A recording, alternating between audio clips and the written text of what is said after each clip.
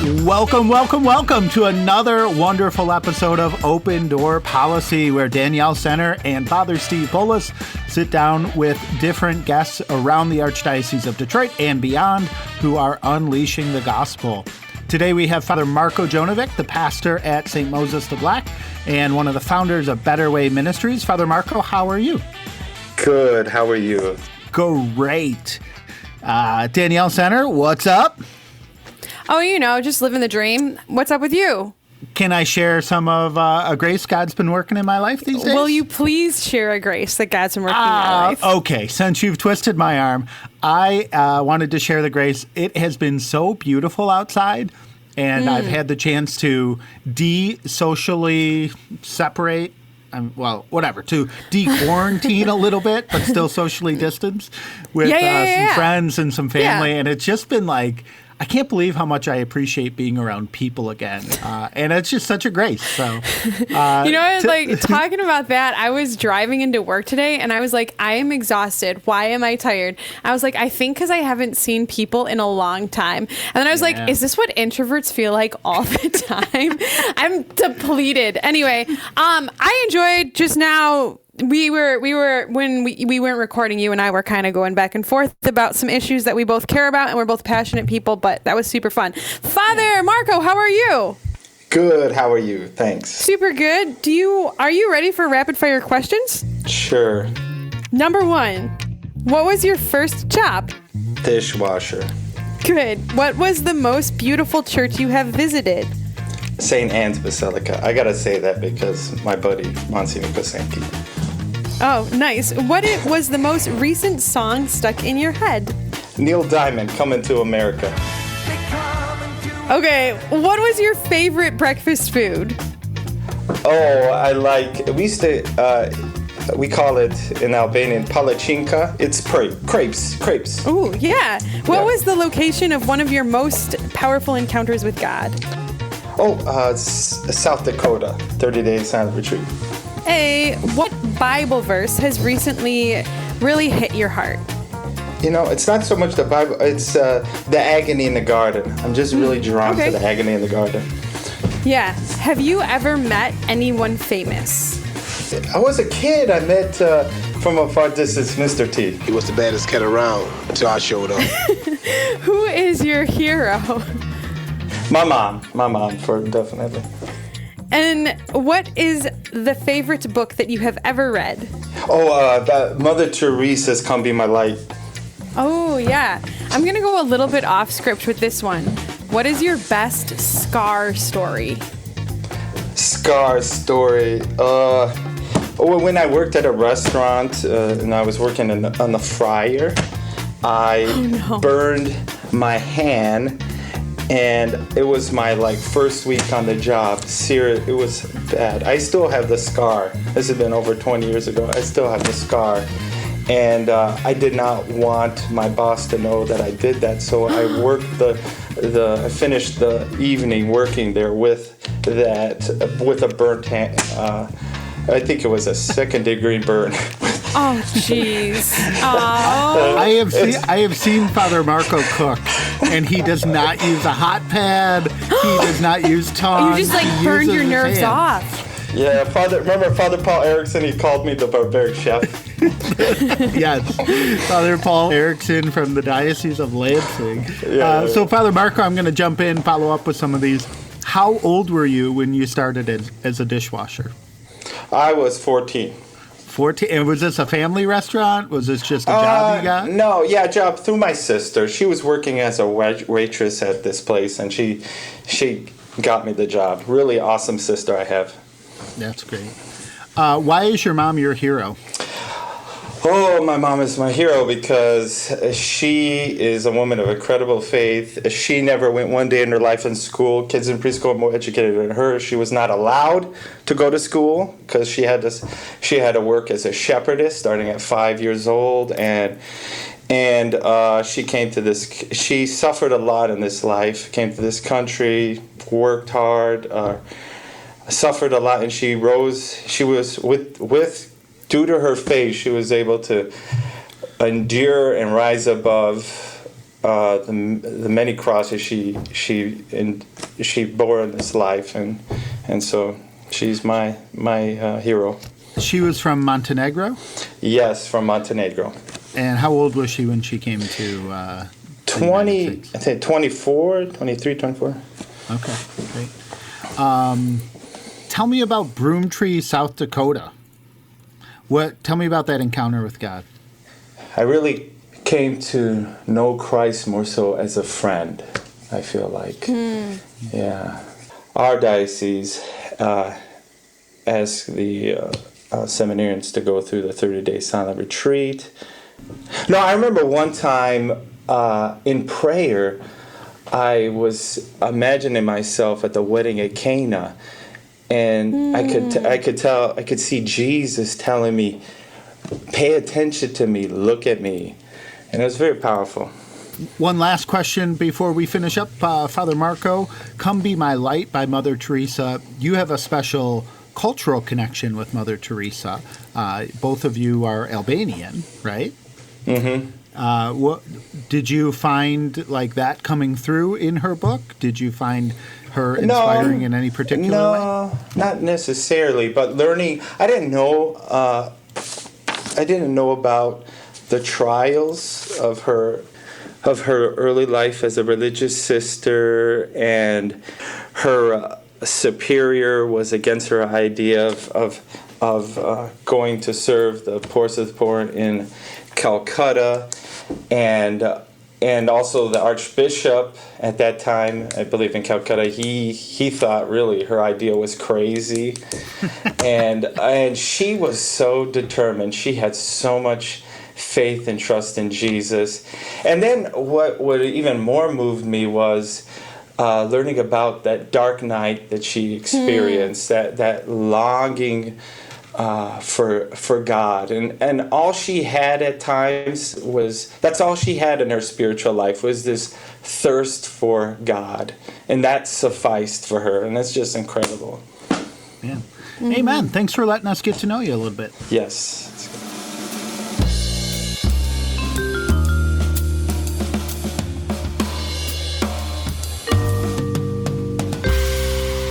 So tell us, Father Marko, how you kind of grew in your relationship with Christ. I know you've done a lot of different things before you entered seminary. What led you to want to follow Jesus more closely? A part of my life, I think it was in my early 20s.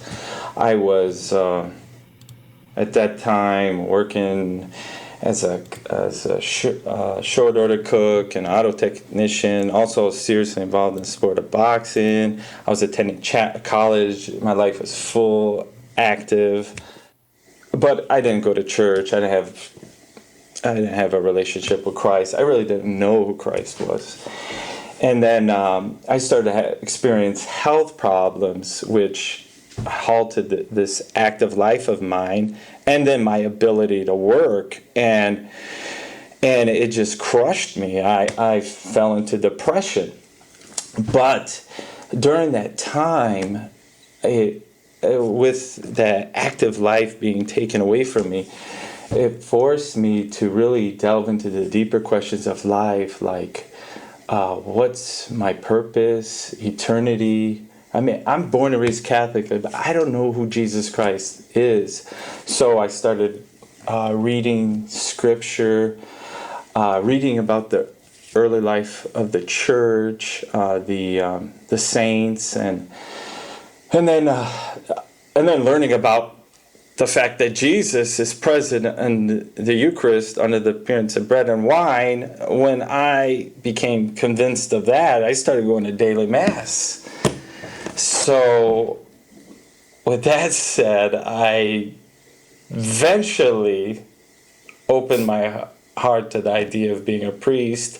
I thought that I had too many, limitations, to be honest, to be a priest. For one, I did not think I had the patience to be a priest.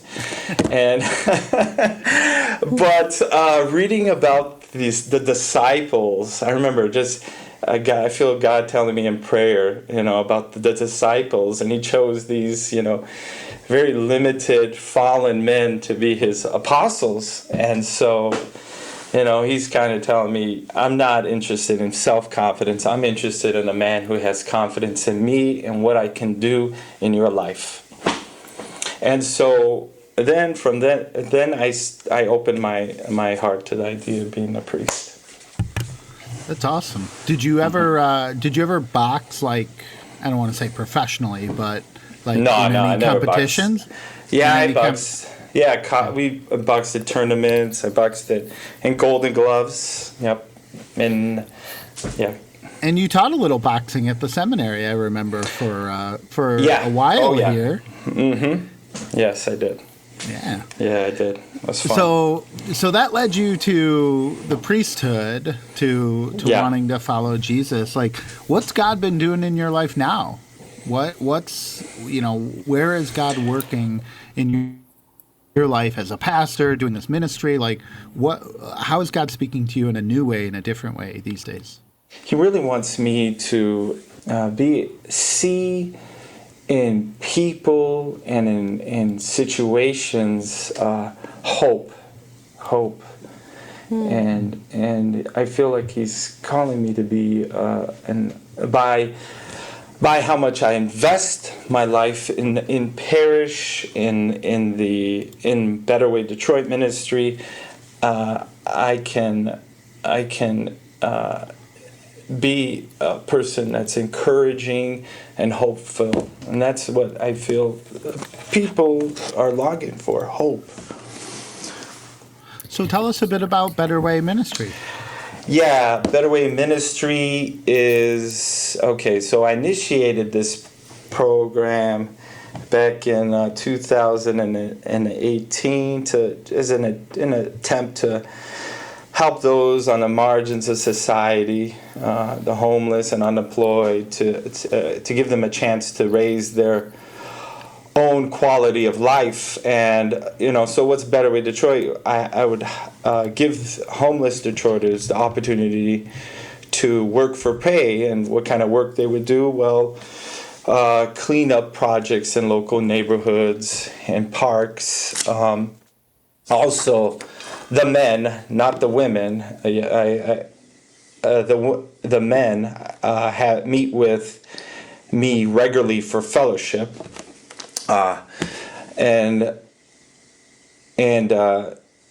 I form friendships with them, and could stay in contact with them regularly.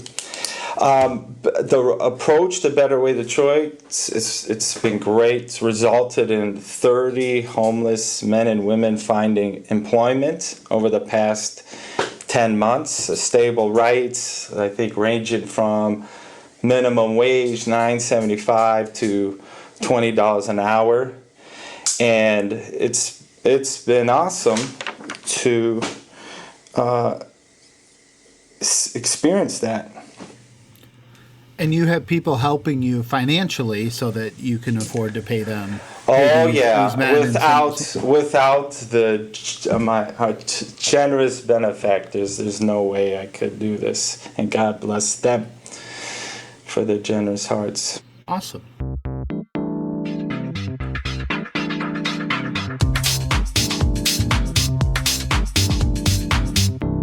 Father Marko, we met when I was in Detroit, and we ran into each other one day, and we were talking about Betterway Ministries then. What inspired you to start this?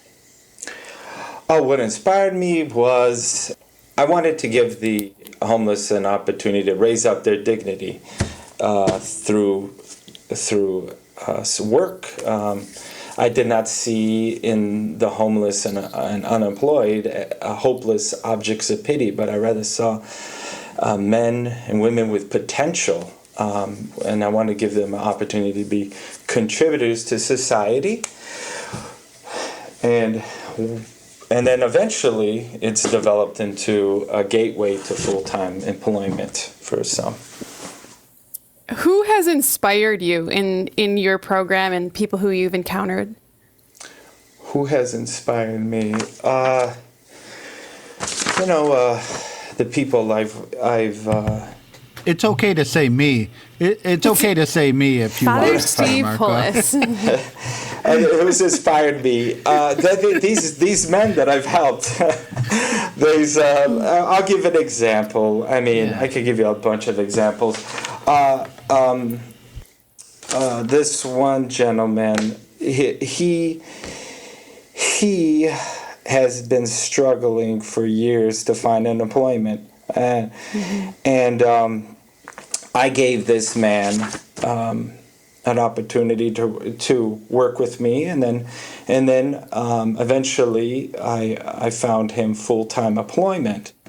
And I remember him sharing a story that he was really he's disheartened when a random person offered him a sandwich while he's walking on Woodward Avenue. He's like, why do people, when they see me, just think I'm homeless and I'm needy for a sandwich? He's like, I didn't need a sandwich. I need a job and respect. And so me connecting him with a restaurant owner friend of mine, he has a job now, and he can purchase his own groceries. He makes his own sandwiches. So really, I feel that inspires me. I mean, stories about a man that was serious alcoholic, one of the worst alcoholics I've ever met in my life, and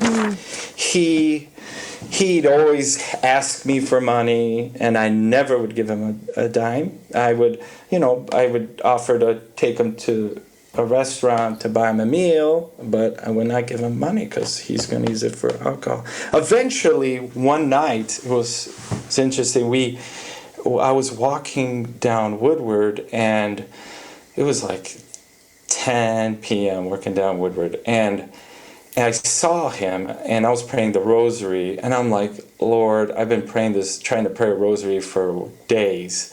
Finally, I have this opportunity, and I see him. So really, I wanted to just bike and walk past him. But of course, the Holy Spirit's urging me to just greet him at least. So I did. And guess what? I ended up going home like 1 o'clock in the morning. Don't tell my mom this, but 1 o'clock in the morning.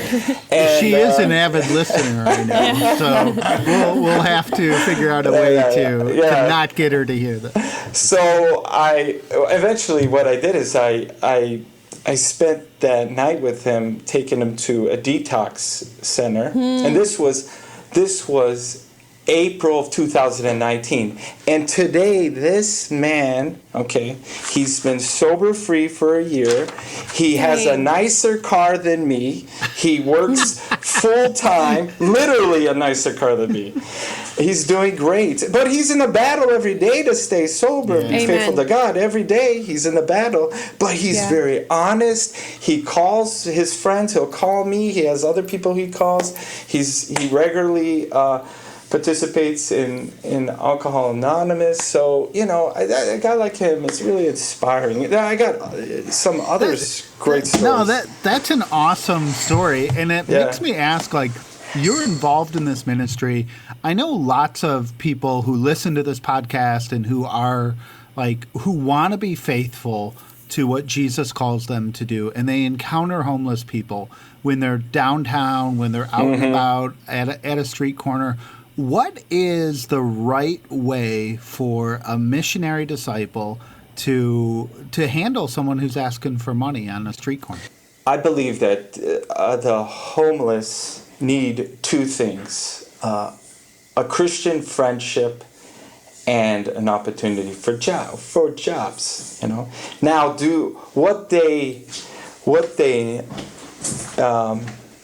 what I think they believe they need, sometimes they don't want. Sometimes they don't want to escape this homeless culture.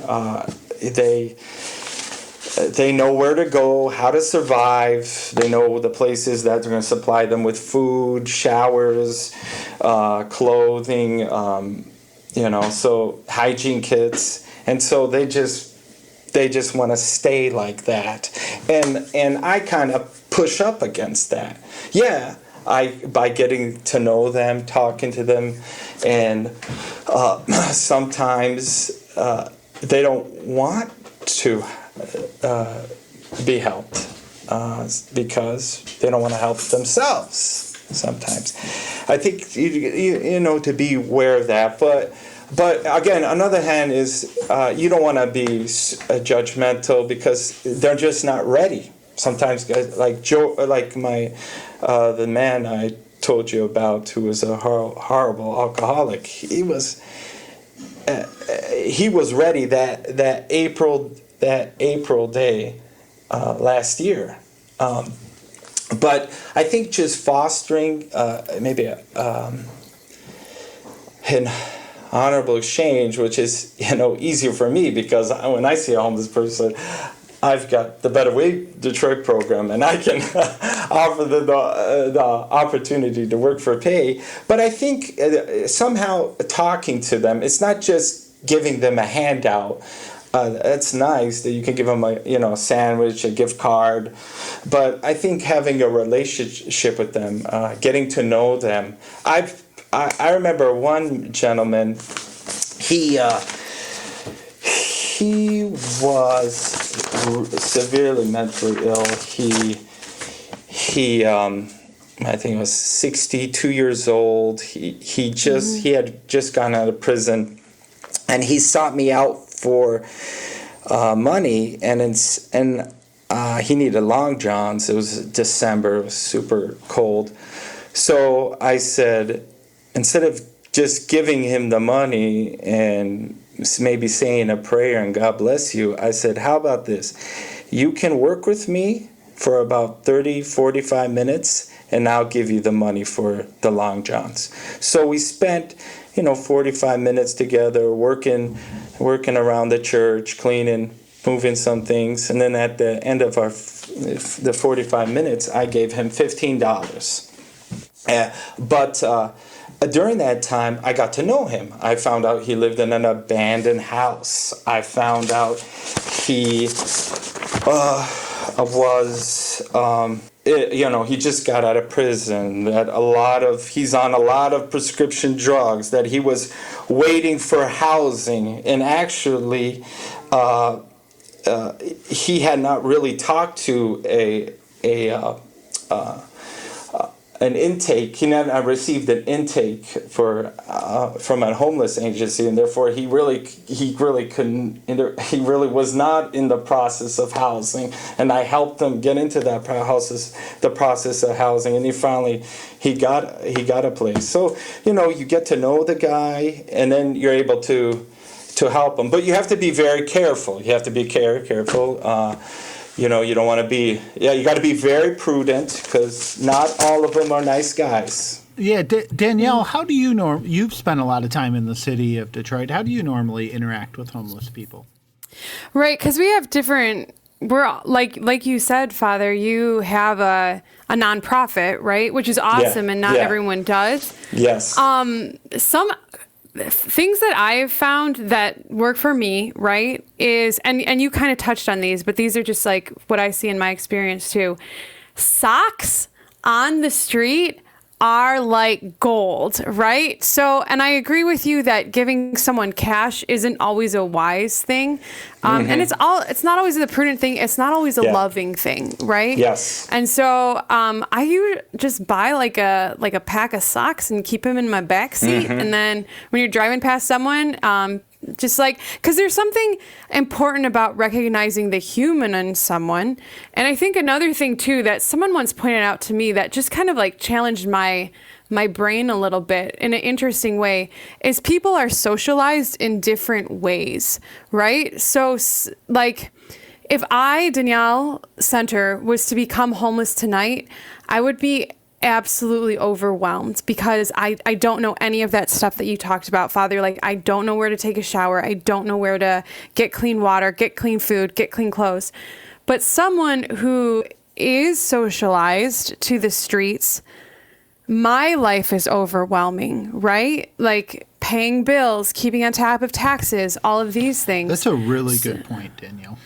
Isn't? Yeah, that blew my mind when I heard it. So I think that there's also like that compassion of like, this person knows a lot that I don't know and knows how to navigate a world I have no idea how to navigate. So all of that comes into play as well. Yeah. We're and I think another thing that's interesting too, as the city of Detroit shifts, people shift. So is there a location that you tend to reach out to people? Are there locations where you're working? So I kind of try at the beginning. I made an effort to go to different places. Sometimes in the East Side, sometimes in Midtown, downtown. Go to there was one place in I'm talking about shelters or soup kitchens. Sometimes just places where some homeless would gather. And then and Manna Meals, I used to go there sometimes. But where eventually what happened was I became really focused on 3rd Street and Martin Luther King, and there are two prominent shelters there, NSO and Detroit Rescue Mission. And NSO, at NSO, Detroit Rescue Mission is just for men. Neighborhood Services Organization. Yeah. I'm pretty sure that's that. And then at NSO, Detroit Rescue Mission, there is just for men, but NSO is both women and men. And at NSO, they sleep in chairs. What? And they sleep in chairs. And so I ended up going there really often. Yeah.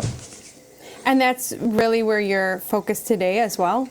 Right now, I had to, because of the pandemic, I had to step back for a bit. But we, with the counsel of a medical expert, when we feel we're ready, we're going to get back to working like I did before. However, I do stay in contact with them. I just helped today, for example, a woman found housing. Just helped a guy get a job. So I still stay connected to them.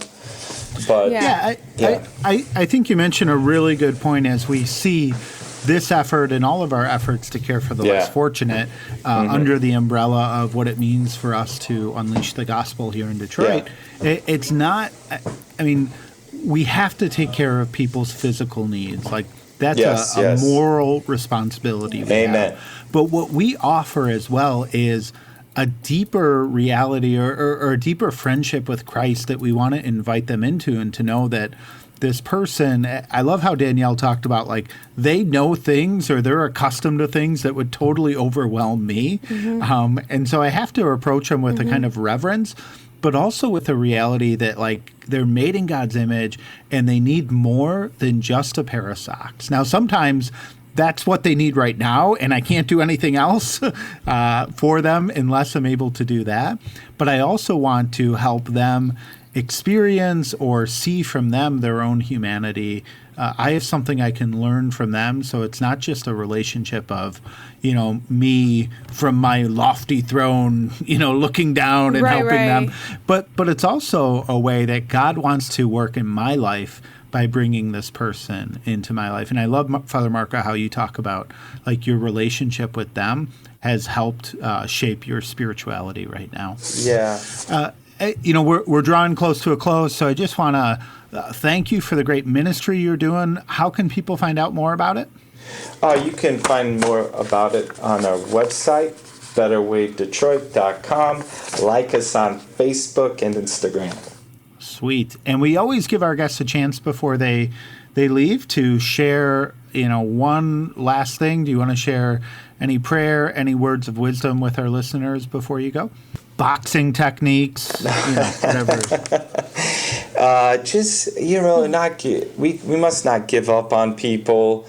I've got to remind myself that by the grace of God, I never went to prison. By the grace of God, I never became homeless. I mean, I've I understand when somebody gets depressed, because I've been depressed due to losing a job, and I can understand when I encounter somebody who is depressed, and therefore sometimes has to medicate that depression with alcohol and drugs. Available.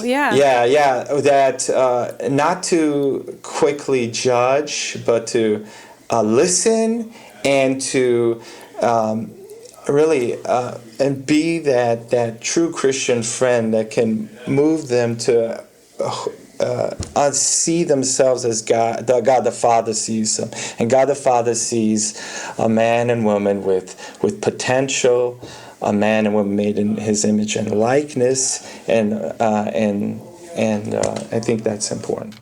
Thanks, Father Marko. You have a great evening, okay? You as well. Okay, thank you. Thank you so much to Father Marko Djonovic for stopping by the Open Door Policy Studio and sharing the great work that he's doing to unleash the gospel among the homeless in Detroit. If you liked this episode, please share it with your friends, your neighbors, your relatives, your Trader Joe cashier. You can also leave us a review on iTunes. Follow us on Facebook, Instagram, and Twitter. Our handle is @OpenDoorDetroit. Help us unleash the gospel. Open Door Policy was produced by Ron Pangborn and the creative team of the Archdiocese of Detroit.